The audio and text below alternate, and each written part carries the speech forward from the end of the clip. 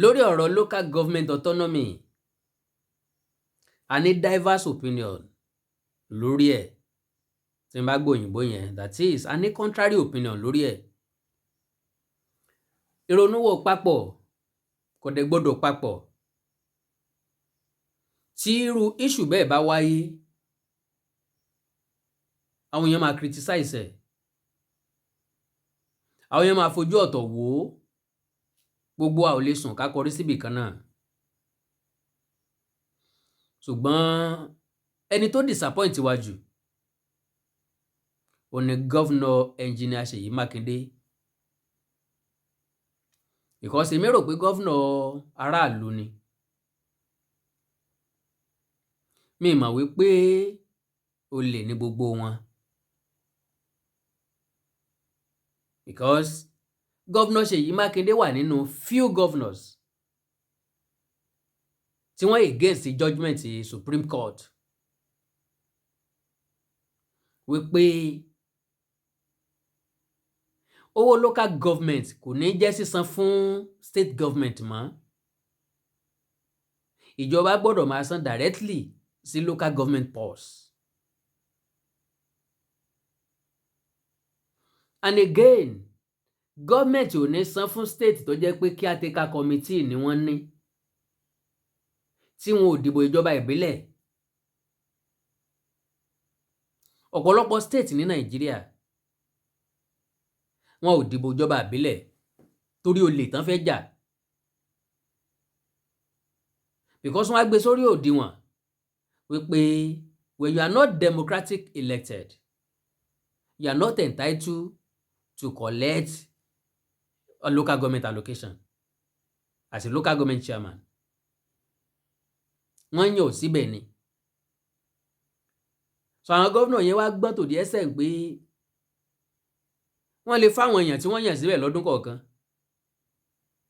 oṣù mẹ́wàá mẹ́wàá, ó lè jẹ́ same person náà tó máa padà yàn bẹ́ẹ̀ o, ó lè jẹ́ another person, bóyá ẹni tán fi síbẹ̀ ti disappoint wọn, bóyá ó fẹ́ ṣe àmọ̀jú ẹkùn sàárẹ̀, bóyá ó fẹ́ mọ̀jú rẹ̀ lọ, ó fẹ́ kọjá yìí, tàbó ti mú inú bí ẹnìkan wọ́n á yọ kúrò ńbẹ̀. ṣùgbọ́n Supreme Court ò sọ wípé kí wọ́n fún local government ní allocation wọn lásán. Supreme Court ní governor kankan ò ní agbára àti àṣẹ láti yọ ẹni local government chairman nípò. tí wọn bá pín ìjọba ṣíṣe sí ẹlẹ́kajẹ̀ka kò ní dé grassroots, gbogbo wa la mọ̀ bẹ́ẹ̀. ó jẹ́ kí Ṣèyí Mákindé disappoint wa, I expect kó máa wá látọ̀dọ̀ ẹ̀. ntẹ́ Engineer Ṣèyí Mákindé lè rí sọ ni pé ó possible káwọn challenge judgment Supreme Court nílé ẹjọ́. and again ó rí gẹ́gẹ́ bí distractions fún kíni, distractions fún hardship tó wà níta lẹ́nu governor kò sọ directly o, ó ní we are not productive enough. Distractions on what we should be producing on our production level. so tá a bá produce enough, ẹjọ́ ta wá ní ṣẹ́jọ́ àwọn aráàlú ni àbẹ́jọ́ àwọn tí wọ́n wà nípò ìjọba. allocation tí wọ́n ń pín ní Àbújá lóṣooṣù kí ni wọ́n fi ń ṣe? àwọn iṣẹ́ wọn ń gbà mí ò yọ àmọ́ pọ́n ń ṣe nǹkan kan. bọ́ torí pé majority wọ̀ gba sálárì lọ́wọ́ wọn kò já mọ̀ bóyá gbowó àbọ̀n gbowó, kò já mọ̀ iye tán gbà, because àwa gbọ́ngàn ò kíá.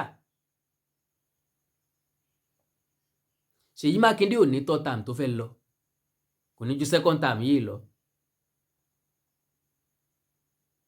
tó bá jẹ́ pé lóòótọ́ ló jẹ́ Democrat,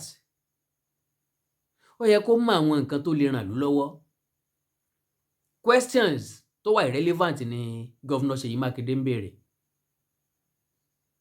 wípé nínú àwọn local government yìí èwo ló lè dá dúró lórí ẹsẹ̀, èló ni wọ́n ń generate internally, èló ni wọ́n lè generate internally. ṣé wọ́n lè survive without federal allocation. Ṣé Ọ̀yọ́ state lè survive without federal allocation? kọ́yọ̀ state ó generate owó internally. kọ́ wá jówó tán generate internally nìkan ni wọ́n fẹ́ base gbogbo budget wọn lé lórí. Can that work?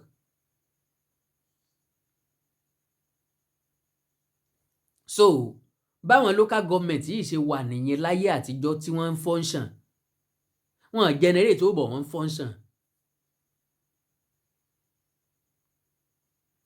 Àwọn time kan ti wà tó yẹ pé àwọn local government yìí ń function. Fún wọn níṣẹ́ ni ò jẹ́ kán iṣẹ́. Yeah. Láyé ìgbà yẹn gbogbo ṣọ́ọ̀pù pátápátá ló ní iye tí wọ́n san fún local government. Gbogbo àwọn ọlọ́jà tó pàtẹ pátápátá ló ní iye tí wọ́n san fún local government. Gbogbo landlord pátápátá ló ní iye tí wọ́n san fún local government. Tenement rate, à ń sanwó TV, à ń sanwó nǹkankan sí local government. Ó lè má jowó tó pọ̀ o, but ẹ̀sùn tẹ́rẹ̀ǹtẹ́rẹ̀ yẹn náà ní dìbò omi. Tán bá gbà kélekèle tá àkákún láyé ìgbà yẹn bíi 50 naira, 100 naira, 150 naira, 200 naira bọ́n ṣe ń gbà nìyẹn nígbà tí nǹkan dáa. Wọ́n dẹ̀ máa fún receipt ẹ̀. Ó gba receipt 200 naira, receipt 150 naira, receipt 500 naira. Òun pò ní kàkún bí èlò ni ẹ̀já san. So local government ń generate owó through that. Wọ́n sá ní border. Kò dẹ̀ sí company lọ́dọ̀ wọn. Kò dẹ̀ sí garage kan dàbí alára láwọn local government wáyé. Àwọn kan dẹ̀ wà tó ní garage. Ẹgbẹ́dá local government lè dá exist fúnra láre. Yes. Àìmọye local government lọ́yọ̀ state ló lè dá dúró fúnra wọn. Ìbàdàn North, Ìbàdàn South, Ìbàdàn kankan náà lè dá dúró lórí ẹsẹ̀ wọn. Apart from that, federal government àbí Supreme Court ló ṣòfin. Òfin tí wọ́n ṣe fẹ́ fún aráàlú ẹ fún local government lẹ́tọ̀ọ́ tiwọn. Bí ò bá dẹ̀ jẹ́ bẹ́ẹ̀ jẹ́ ká scrap local government. Give them their money. Let them utilize it by themselves. Ẹ jẹ́ kán ná lórí àwọn sí àkànṣe tó jẹ́ tìlú. Ẹ jẹ́ kí local government chairman kan wá gba allocation. Nowadays kó mọ̀ wá ṣe nǹkan kan kó wá rò pa fò ńlẹ̀. Gone were those days tí ò sí internet, tí ò sí phone. Tẹ́nìkan kan lè jókòó síbì kan kó dẹ̀ mọ́ kó allocation sápò ààrẹ. At the end of the day, most local government chairmen ní wọn ò látúbọ̀tán rí. Gbogbo wọn ti padà tó dólòṣì. Wọ́n kówó jẹ ńgbà náà o, ṣùgbọ́n ti padà dólòṣì nísìn. Because owó èpè ni àwòdì jẹ́ èpè sanra. So ó wá jẹ́ ìyàlẹ́nu ńgbà Ṣèyí Mákindé ní wọ́n ti ẹ̀ ti gbé gbìmọ̀ dìde already. So kí wá ló má wá dá sí i? Àwọn ìgbìmọ̀ tí Ṣèyí Mákindé ń gbé dìde iṣẹ́ tó fẹ́ fi wọ́n ṣe lèmi ní kí wọ́n á rán àwọn ìgbìmọ̀ yẹn létí fún.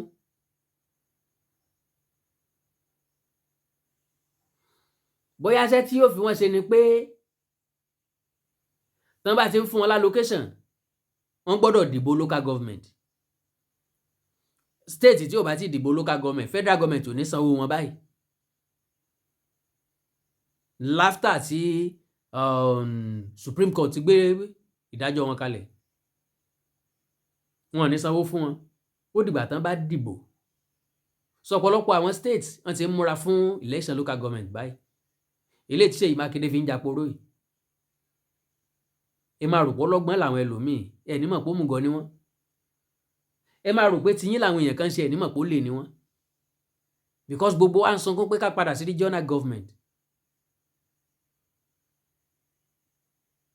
Ṣùgbọ́n àwọn gọ́fúnà yìí owó àwọn local government yìí ti dùn mọ́ wọn.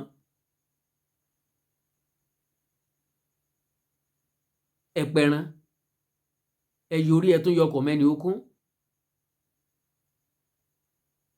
ẹ wá jẹ́ kí local government function wọ́n kàn wà ń bẹ̀ gẹ́gẹ́ bí figurehead ẹ kàn yan caretaker committee ẹ kàn yan caretaker ẹ ń san salary fún wọn. So ibo la fẹ́ bá yàrá já. Governor Ṣèyí Mákindé really disappoint wa. So like I said àwọn committee tó kó jọ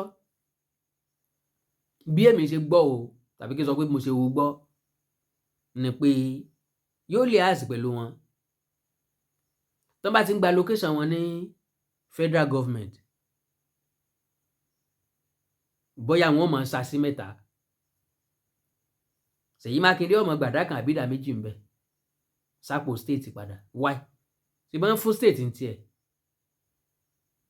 kí ló yẹ tó jẹ́ pé a jẹ́ wọ̀bìà lórílẹ̀‐èdè yìí nílẹ̀ yìí wọ̀bìà ni wá nǹkan kékeré ò kì í tẹ́ wa lọ́rùn kí gbogbo nǹkan ṣáà jẹ́ tiwa kó jẹ́ tiwa kó jẹ́ tiwa kó jẹ́ tiwa kó jẹ́ tiwa release owó jẹ́ kó local government ó dé sápò local government ìwọ make use eléyìí tó jẹ́ ti state kí ló yẹ ti federal government ò gbowó state sápò kan láwọn fẹ́ bá yín ná nítorí pé gọ́vnà ọbẹ̀ ń sowó òlú mọ̀kúmọ̀kú ẹ jẹ́ kálukú fèsì music ẹ̀ bí local government chairman bá sowó òlú mọ̀kúmọ̀kú ẹ jẹ́ prosecute ẹ̀ because kò sí immunity fún wọn ni mo wá rán wọn létí tán bá Ṣèyí Mákindé dùnádùrà tówó wá jáde láti local government lọ sápò state government táràlú bá padà gbé wọn lọ ilé ẹjọ́ wọ́n prosecute wọn o kò sí immunity fún local government chairman wọn ò dẹ̀ ní gbowó ní àkáǹtì state government mọ́ àkáǹtì local government ni so ibi tí every penny bá wọ̀ everybody ló fẹ́ mọ̀ so ẹni owó tẹ bá sẹ́ndì sí Ṣèyí Mákindé ẹ̀yin lẹ́sẹ̀ wọn rẹ̀ ẹ̀yin lẹ́jẹ̀yà ẹ̀ ẹ̀yin lẹ́dẹ̀ san padà so ẹni ó bá mojú Ṣèyí Mákindé ẹ wí fún pé bí ìlú ọba dáa ibì kan ní ti bẹ̀rẹ̀ títa ríro dẹ̀ làákọlà gbogbo òfin kọ́ ni máa ń pè èèyàn máa adapt sófin ni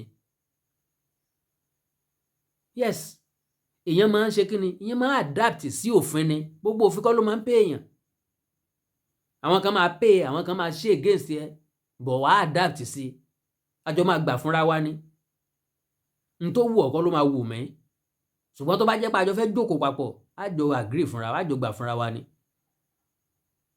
wọ́n fẹ́ jẹ wédú èmi fẹ́ jẹ̀fọ́ kò túmọ̀ sí pé àlejò jókòó lórí tébù kan náà n tí mo máa jẹ ni máa jẹ n tó máa jẹ ló jẹ kò túmọ̀ sí pé àlejò ṣọ̀rẹ́ wọ́n fẹ́ mu bí àìmí fẹ́ mẹlẹ́rìn dòdò àjọ máa gbà fúnra wa ni o lè force mi láti wá mu tó mu mi lè force láti wá mu tí mo mu so gẹ́gẹ́ bí gómìnà nílẹ̀ Yorùbá a expect ẹ̀ Ṣèyí Mákindé bó yẹ kí gómìnà ilẹ̀ Yorùbá kankan ó against judgment Supreme Court because it was for the benefit of masses of the grassroots of the local government.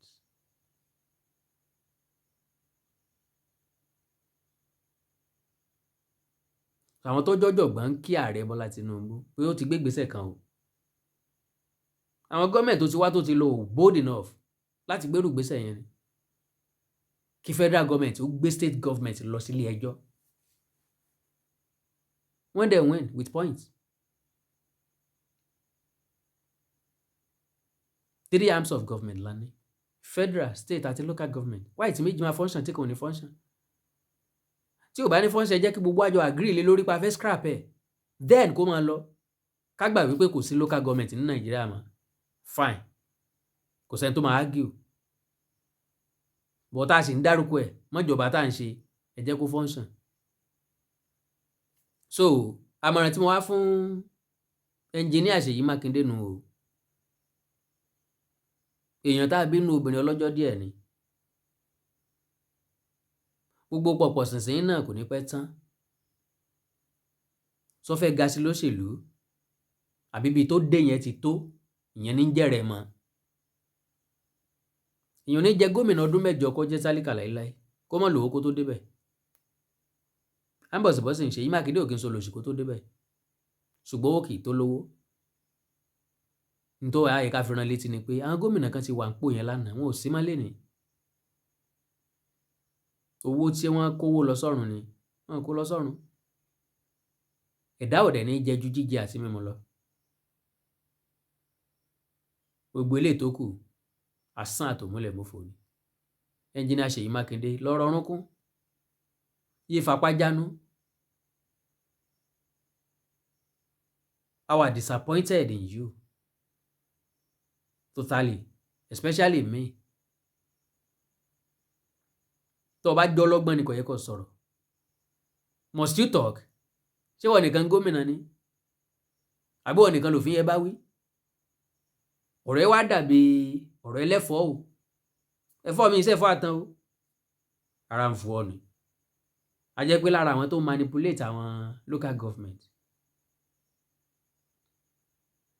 Lára àwọn tó marginalize àwọn local government. Ó wà láàrin wọn. Yes. A jẹ́ pé wọn náà wà láàrin wọn. Wẹ́ẹ̀lì Àkàndá ló rọ̀rọ̀ lẹ́nu bíi tejò.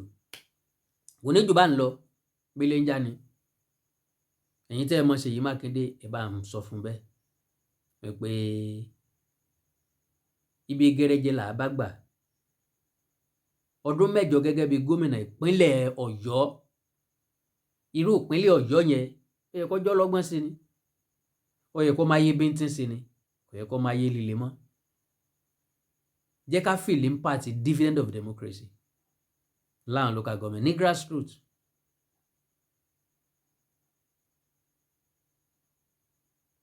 Ìlú ò ní dá láti center nìkan. Ó gbọ́dọ̀ dá dé state, ó gbọ́dọ̀ dá ní grassroots. Ilé dẹ̀ láti kẹsọ̀rọ̀ dé. Grassroots gangan ni government wa. Kì í ṣe central, kì í ṣe state. Because gbogbo ìlú tó wà ní state pàápàá ń lò ní grassroots. Ń lò nípìlẹ̀. Tí ìpìlẹ̀ bá ti wá bàjẹ́ kò sí nǹkan tó lódodo fẹ́ ṣe mọ́. So ẹ yọ̀ǹda local government ẹ jẹ́ kí local government ó breathe. Ẹ jẹ́ kán perform. Ká wá wò wọ́n láàrin ọdún kan sọ́dún mẹ́ta sọ́dún mẹ́rin.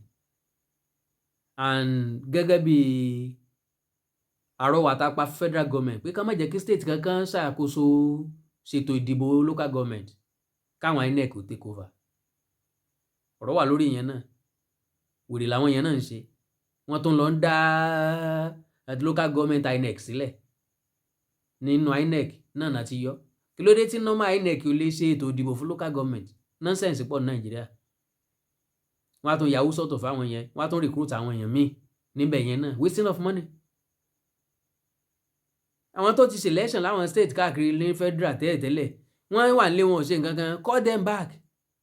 Ẹ jẹ́ kán lọ ṣètò election ní local government. Àwọn local government yìí náà kúkú bára mú. Tàbí ká jẹ́ kán lò rábàràbà báyìí títí tí election mi ò fi dé. Kó lè equal kó jẹ́jọ́ tá bá ti ń dìbò gómìnà ládìbò local government. Kó lè accurate. Mo kí gbogbo etí tó ń gbọ́ wa nílé mo sì kí gbogbo ojú tó ń wò wá nílé pé ojú tẹ́ fi ń wò wá ò ní fọ́ etí tẹ́ sì fi ń gbọ́ wa ò ní di. Orúkọ tèmi ni Godwin tí gbogbo ẹ̀yin èèyàn mọ̀ sí Ìyá Ìjẹ̀bú. Gẹ́gẹ́ bí ẹ ṣe mọ̀ ní ìṣe wa wípé ìlera yín òun ló jẹ wá lógún. A tún ti dé bí a ṣe ń dé o. Gbogbo ẹ̀yin tí ẹ ní ìṣòro tó jẹ́ pé ọkùnrin tó dàbí obìnrin nínú ilé, ọkùnrin tí ò lè ṣojúṣe pẹ̀lú ìyàwó ẹ kàn sí iléeṣẹ́ Godwin. Ẹ̀yin tó jẹ́ pé pépà lẹ máa ń kà lálálẹ́ ẹ má ka pépà bò ẹ kàn sí wa. A ní pákéjì oríṣiríṣi fún yín. A ní 3-in-1, a ní 2-in-1 fẹ́yìn ọkùnrin tó lè jẹ́ kẹ́ tó máa jẹ́ kẹ́ ṣe bó ṣe yẹ kẹ́ ṣe. Bákan náà ni ìṣòro tí a ń pè ní arthritis. Arthritis yìí ó ń ṣọkùnrin ó ń ṣobìnrin. Orúnkún ríro, ìbàdí ríro, ọrùn ẹsẹ̀ ríro. Ẹlòmíì ó lè jẹ́ osteoarthritis lónìí. Ẹlòmíì rheumatoid arthritis. Ẹlòmíì ìdẹ̀rẹ̀ kò ní lè bẹ̀rẹ̀ mú nǹkan lẹ̀. Ẹlòmíì ò lè bẹ̀rẹ̀ kírun. Ó ṣeé ṣe kó jẹ́ sciatica ni. Ó ṣeé ṣe kó jẹ́ lumbar spondylosis ni. Ẹlòmíì ìdẹ̀rẹ̀ arthritis ni. Tó bá ti di pé ìbàdí ń ro ẹ́ ò lè bẹ̀rẹ̀. Ẹlòmíì orúnkún ríro. Ẹlòmíì ẹsẹ̀ á máa gbóná. Ẹlòmíì àpapọ̀ rẹ̀ á máa gbóná. Ẹlòmíì ẹsẹ̀ á máa gbọ̀n. Ẹlòmíì ara á máa tá. Orí á máa tá. Àpapọ̀ ara á máa tá. Ẹ kàn sí iléeṣẹ́ Godwin Ìyá Ìjẹ̀bú. ẹlòmíì ò lè fojú ọwọ́ ẹ̀ báyìí gbogbo ọwọ́ a máa ró gbogbo ẹ̀yin tẹ́ tí ń lò náà ẹ máa jẹ́rìí sí ẹ kàn sí iléeṣẹ́ Godwin Ìyá Ìjẹ̀bú. Bákan náà ni àwọn èèyàn tó ń tọ̀ ìtọ̀ àtọ̀jù yìí ó ṣeé ṣe kó jẹ́ pé prostate enlargement ni fún ẹ̀yin ọkùnrin tẹ́ ti lé lọ́mọ 40 ọdún tẹ́ bá ní prostate enlargement ẹ lè máa tọ̀ léraléra, ẹlòmíì ò ní rí tọ̀tọ̀ rárá, ẹlòmíì ìdẹ̀rẹ̀ tó bá fẹ́ tọ̀ á máa ní ìrora, ẹlòmíì ìdẹ̀rẹ̀ kó tó débi tó máa tọ̀ sí tọ̀ ìtì máa jábọ́. Ṣùgbọ́n obìnrin ní a máa tọ̀ léraléra kó tó débi tó máa tọ̀ sí tọ̀ ìyá ti máa jábọ́. Ó ṣe é ṣe kó jẹ́ weakness of bladder làwọn ní, àbí kó jẹ́ infection, àbí kó jẹ́ diabetes insipidus tí a mọ̀ sí àtọ̀gbẹ. Ìyẹn náà lè fà á ká máa tọ̀ púpọ̀ jù. Ẹ kàn sí iléeṣẹ́ Godwin Ìyá Ìjẹ̀bú. Èyíkéyìí tó lè fà á kẹ́ ẹ máa tọ̀ púpọ̀ jù ara iṣẹ́ wa ni, lára iṣẹ́ tèmi jogún látọ̀dọ̀ bàbá mi ni. Àtọ̀jú yín gbogbo ẹ̀ ó sì padà sí àyè ẹ̀ bó ṣe tó àti bó ṣe yẹ. Bákan náà ni àwọn tó ní hepatitis, ooru inú ẹ̀dọ̀ ni. Ṣùgbọ́n tí hepatitis bá ti pẹ́ lára ó lè ba ẹ̀dọ̀ jẹ́, ó lè fà á kéèyàn ní enlarged liver, ó dẹ̀ lè fa oríṣiríṣi ìṣòro sí ẹ̀dọ̀ yẹn. Ẹlòmíì á máa ní àmì bí kínú máa dùn, bí kójú máa pọ́n, kítọ̀ ẹ̀ máa pọ́n. Ẹlòmíì dẹ̀ kò ní rámì rárá, bóyá lọ ṣàyẹ̀wò wá kàn sọ fún pé ó wà positive ẹ kàn sí wa. Ẹlòmíì dẹ̀rẹ̀ ó lè jẹ́ liver cirrhosis lòun ní, èyíkéyìí tí ẹ ó ìbàjẹ́ ẹ kàn sí iléeṣẹ́ Godwin Ìyá Ìjẹ̀bú. Bí mo ṣe sọ̀rọ̀ yìí tẹ́ ní prostate, ó jẹ́ prostate enlargement ni, ó jẹ́ prostate cancer ni, ẹ kàn sí wa pẹ̀lú ògo Ọlọ́run ẹ ní rí bákan náà mọ́. Mo ti sọ fún yín gbogbo ìṣòro yòówù kẹ́ ní ewé àti gbòǹkan mélé tí àwọn bàbá wa ń lò láyé àtijọ́ tá a ti gbé kalẹ̀ lọ́nà ìgbàlódé tó sì ṣe bẹbẹ lágbára, òun là ń lò fún ọmọdé àti àgbà. Ẹ kàn sí wa ẹ ní kábàámọ̀ pẹ̀ ṣe bẹ́ẹ̀. Ẹ̀rọ ìbánisọ̀rọ̀ mi ni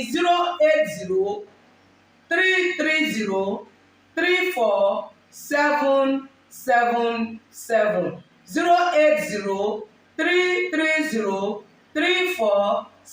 08033034777. Ẹ bá wà l'Amẹ́ríkà, kẹ́ ẹ wà ní Spain, kẹ́ ẹ wà ní UK, ibikíbi tẹ́ ẹ bá wà, ó jẹ́ Canada ni, ó lè jẹ́ Port Harcourt ni, ó jẹ́ Abuja ni, ibikíbi tẹ́ ẹ bá wà ẹ kàn sí iléeṣẹ́ Godwin Ìyá Ìjẹ̀bú. Ẹ bá mi sọ̀rọ̀ lórí WhatsApp, ẹ lè pè mí, ẹ lè fi voice note lẹ̀, ẹ lè fi message lẹ̀ lórí WhatsApp, máa dá yín lóhùn bó ṣe tó àti bó ṣe yẹ. Gbogbo ibi tẹ́ ẹ bá wà lè gbòógì wá máa dé, ẹ sì ní kábàámọ̀ pé ẹ kàn sí iléeṣẹ́ Godwin Ìyá Ìjẹ̀bú. Ẹlòmíì apákan ara ẹ̀ á máa kú, kí ló fà tápákan ara fi ń kú? Ẹ kàn sí wa ẹ máa mọ̀.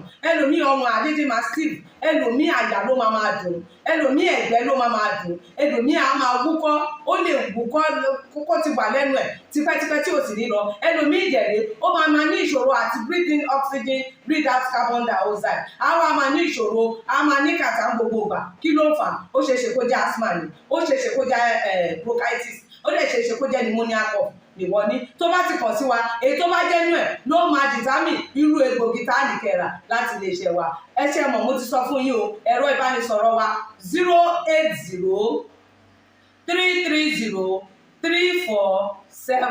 08033034777. Iléeṣẹ́ Godwin last bus stop yín ni pẹ̀lú agbára Ọlọ́run. Remember, if it is not Godwin, it can never be like Godwin. I used to tell you, health is something to be treasured. Ire o. MDT Clearing Freight and Logistics. Iṣẹ́ wọn dára, wọ́n ta sọ́sán, wọ́n kárí ayé. MDT Clearing Freight and Logistics. Bá a ṣe kárí ayé, bẹ́ẹ̀ ni òye iṣẹ́ yé wa. Cargo services wá dúró tán láti Nàìjíríà. A ó bá yín gbé nǹkan ránṣẹ́ sí àwọn èèyàn yín ní Europe, UK, US, Canada, Asia lọ bẹ́ẹ̀. Gààrí, epo pupa, ẹ̀gúsí, ẹja gbígbẹ, ìgbín, irú, àpọ̀n, aṣọ, ìlẹ̀kẹ̀, àwọn ìwé tó ṣe pàtàkì àti bẹ́ẹ̀ bẹ́ẹ̀ lọ. Kò tán síbẹ̀. MDT Clearing Services lékè téńté. Àṣẹ tó ń tẹ̀jọba tá a gbà. Ó ń mú àwọn èèyàn yàn wá láàyò láti port. Ọwọ́ kan ni MDT á clear kọ̀ńténà yín jáde fún yín. Bó ṣe kọ̀ńténà tó kún fún káà lóríṣiríṣi tàbí ohun mìíràn. Àwọn òṣìṣẹ́ wa kọ̀ lálá. Professionalism wa kò lẹ́gbẹ́. MDT doorstep delivery service náà ò gbẹ́yìn. Níbikíbi lágbàáyé, àwa gbé ọjà yín fún yín lẹ́nu ọ̀nà yín. MDT tún bá ní rajà. Product sourcing. Ìyẹn ni pé à á ràn yín lọ́wọ́ láti ra ohun tí ẹ fẹ́. À á sì fi ránṣẹ́ sí yín ní kánmọ́ kóbó. Ní MDT Clearing Freight and Logistics. Aka akájú ẹ̀ àtò àlétò iṣẹ́ wa yàn ó yanjú lówó péréte ẹ máa bọ̀ lólùléeṣẹ́ MDT ní nọ́mbà 22 Latif Salami Street Ajao Estate Ìkẹjà Lagos a sì tún ní ẹ̀ka káàkiri orílẹ̀-èdè Nàìjíríà ẹ bá wa sọ̀rọ̀ 08182311480 àti 09129074004. bákan náà ilé-iṣẹ́ MDT lókè òkun wà ní Toronto Canada please call +16472895364 website www.mdtfreights.com. MDT Clearing, Freight and Logistics. Assure delivery. God bless you all. Àánú Olódùmarè ò ní fún gbogbo alẹ́ o. Wàhálà àti ìdààmú ọ̀dẹ̀ ní mọ̀nà lé wa. Ẹ like ẹ follow page mi lórí Facebook. Awikonko Live. Awikonko Live. Àkàndọ̀rọ̀ Awikonko. Àkàndọ̀rọ̀ Awikonko. Ẹ subscribe sí YouTube channel mi. Authentic Yoruba TV. Authentic Yoruba TV. Àti Awikonko TV. Awikonko TV. Ẹ wá Èdè Yorùbá TV. Ẹ wá Èdè Yorùbá TV. Bí ẹ bá ní nǹkan pàtàkì tẹ́ fẹ́ ká jọ sọ, ẹ já sọ̀rọ̀ lórí WhatsApp +234-904-851-9362 +234-904-851-9362. Ẹ má gbàgbé tó bá di August 18 àyájọ́ ọjọ́ òbí mi kọ́ ló ń dá mi sí jùbà náà lọ. Mo sì launching lórí social media fún ti Project FM radio mi. God bless you all. Títí gbà náà ìní gbọ́bi sí ẹni gbọ́bi sí mi àtẹ̀mí àtẹ̀yìn kájọ fa ẹ̀kú dẹ́gbẹ́ra. Bye bye. Awikonko Development Fans Club, ilé aláyọ̀, ilé wa. Awikonko Development Fans Club, ilé aláyọ̀, ilé wa. Ẹgbẹ́ tó dúró fún ìdàgbàsókè àti tẹ̀síwájú èdè àṣà àtún àjogúnbá ilẹ̀ Yorùbá. Ẹgbẹ́ tó fẹ́ ìrẹ́pọ̀ gbogbo ọmọ Yorùbá tó tún gbé àṣà àti ṣe Yorùbá lárugẹ. Awikonko Development Fans Club, ilé aláyọ̀, ilé wa. Awikonko Development Fans Club Worldwide, ẹgbẹ́ tí kò rọ̀gbọ̀kú lé ìjọba, ẹgbẹ́ tó dúró fún ìdàgbàsókè àti ìtẹ̀síwájú èdè àṣà àtún àjogúnbá ilẹ̀ Yorùbá pẹ̀lú àtìlẹ́yìn gbajúgbajà pèdèpèdè ni àkàndá ọ̀rọ̀ Awikonko, ẹgbẹ́ tó ń fẹ́ ìrẹ́pọ̀ gbogbo ọmọ Yorùbá, ẹgbẹ́ tó ń gbé àṣà àti ṣe Yorùbá lárugẹ, ẹgbẹ́ tó dúró láti ṣàtìlẹ́yìn tó gbọngbọ́n fún àkàndá ọ̀rọ̀ Awikonko àti àwọn ètò rẹ̀ káàkiri àgbáyé. Àǹfààní wà láti darapọ̀ mọ́ wa. Ẹ bá wa sọ̀rọ̀ lórí WhatsApp nìkan. Ẹ lè pè wá, ẹ lè send text message tàbí voice note pẹ̀lú àwọn nọ́mbà wọ̀nyí +234-8053270136 tàbí ààrẹ ẹgbẹ́ Adéolú Adékọ́lá lórí +17048912729. Awikonko Development Fans Club Worldwide, ilé aláyọ̀ nílé wa.